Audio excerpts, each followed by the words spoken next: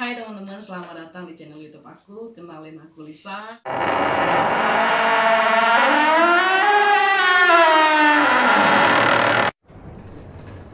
I wish indeed. Nah, di video kali ini aku mau bahas mengenai anak indigo. Teman-teman pasti sudah tahu kan apa itu anak indigo. Berhubung nih akhir-akhir ini aku tuh suka banget nonton video YouTube dari YouTuber, bahkan YouTuber terkenal mengenai anak indigo. Terus aku tuh tipe orang yang suka baca komen itu loh. Jadi sambil nonton itu sambil bacain komen gitu. Nah, ada misalnya gini nih komen mereka, Kak, Bang, aku tuh bisa ngeliat hantu loh, berapa kali bisa ngeliat hantu, aku tuh masuk anak indigo nggak ya gitu. Terus ada yang komen kayak gini juga, Kak, aku tuh sering banget loh digangguin sama hantu, terus bahkan dimimpiin, terus bahkan dilihatin, aku itu anak indigo nggak sih gitu. Nah, ada juga yang nanyanya gini nih, Kak, aku itu punya teman loh, teman aku itu tapi tak kasat mata, jadi aku bisa ngobrol sama dia, cerita-cerita. Nah, teman aku itu pada nggak lihat, jadi aku sering dianggap aneh karena teman aku pada nggak lihat, seolah-olah aku tuh ngobrol sendiri. Kira-kira aku anak indigo nggak ya? Jadi pertanyaan mereka itu mengenai indigo semua gitu. Mungkin video aku ini bakal bantu jawab pertanyaan teman-teman. Jadi berdasarkan pengalaman aku ya, seseorang yang mampu melihat hantu itu belum tentu bisa dibilang anak indigo, atau seseorang yang mampu melihat hantu terus digangguin sama hantu itu belum tentu bisa dikatakan sebagai anak indigo. Kok gitu? Nah, ini aku kasih tahu ya alasannya. Pertama ya teman-teman ya, seorang anak indigo itu memiliki kemampuan untuk melihat hantu, atau bego tuh di daerah kami disebutnya. Terus mereka bisa berinteraksi sama makhluk tersebut. Terus anak indigo memiliki kemampuan untuk membaca pikiran seseorang, watak seseorang, padahal mereka baru ketemu nih gitu.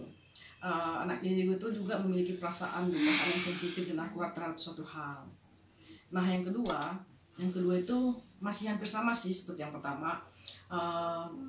Anak indigo itu mampu melihat hantu, mampu berinteraksi, mampu membaca pikiran atau otak seseorang, mampu untuk memiliki perasaan yang sensitif dan akurat dalam satu hal. Tapi ini bedanya di sini nih, ini kayak di luar logik kita sih, kayak di luar nalar manusia. Anak indigo itu mampu memiliki kemampuan untuk mengobati seseorang. Nah, tanpa bantuan medis tuh, tanpa alat medis, jadi dia mampu mengobati seseorang. benar-benar di luar nalar kita kan. Nah, yang ketiga itu dia hampir sama juga sama yang pertama dan kedua. Bedanya itu yang kayak dia tuh mampu melihat sesuatu yang orang lain nggak bisa lihat. Bukan makhluk halus ya, bukan setan, bukan hantu, tapi melihat lebih kayak kejadian atau keadaan, baik itu di masa lampau atau yang akan datang gitu.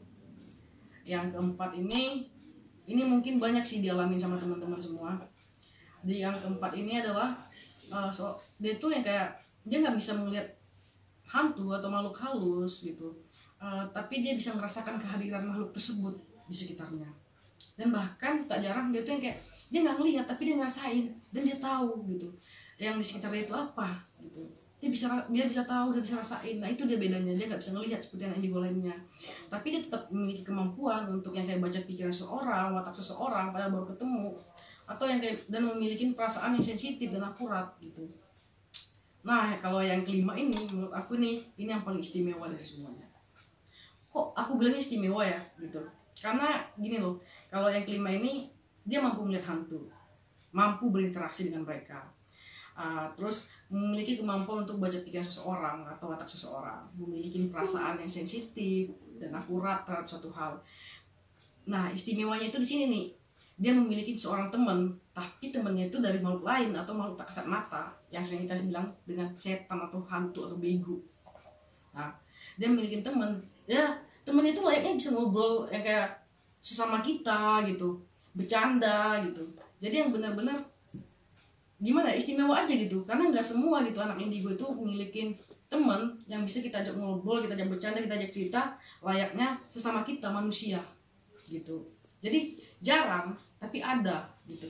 Emang sih rata-rata anak indigo itu memiliki teman itu tak kasat mata, tapi biasanya itu cuma sebagai penjaga gitu.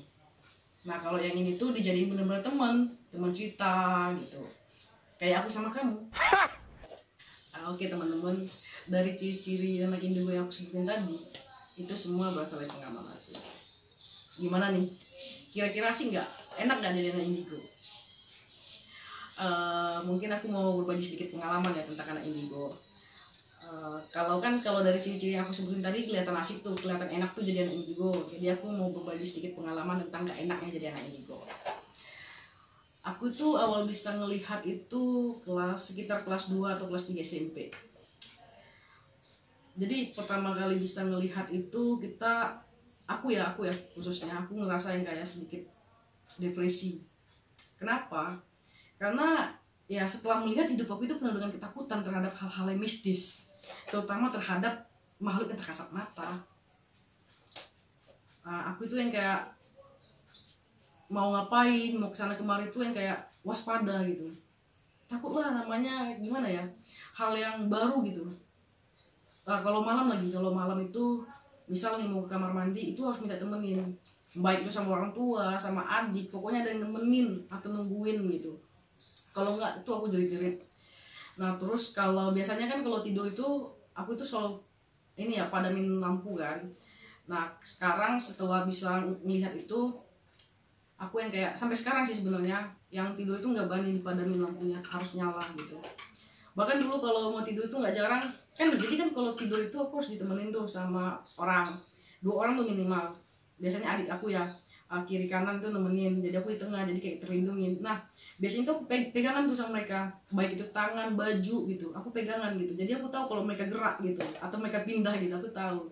Jadi penuh ketakutan lah gitu dulunya. Nah itu juga belum menjamin bahwasanya aku bisa tidur gitu. Jadi kadang sampai nunggu azan subuh atau kadang nunggu matahari terbit baru aku bisa tidur. Kalau enggak mah ya melotot gitu, yang kayak ketakutan. Bahkan kadang pernah tuh berapa kali kayak kalau mau tidur itu kan dari kiri kanan nih orang nih, terus aku buat Al-Quran ya di atas dekat bantal. Jadi itu sedikit cerita aku sih mengenai gak enaknya jadi anak indigo gitu. Tapi seiring berjalannya waktu, kurang lebih itu kurang lebih setahun aku mulai bisa beradaptasi, aku mulai bisa mengontrol rasa takut. Jadi yang kayak mulai terbiasa ya, walaupun kadang masih tetap ada rasa takut juga ya, karena kan itu pengalaman kejadian itu beda-beda tuh itu. Jadi masih ada lah gitu rasa takut. Sebenarnya masih banyak sih pengalaman aku yang pengen aku sharing ke teman-teman, tapi mungkin itu bisa kita bahas di video selanjutnya kali ya. Jadi teman-teman udah tahu kan siapa yang bisa dikatakan sebagai anak indigo. Oke teman-teman, terima kasih karena sudah nonton video ini. Jangan lupa di like, di subscribe, jangan lupa juga follow Instagram kita sini.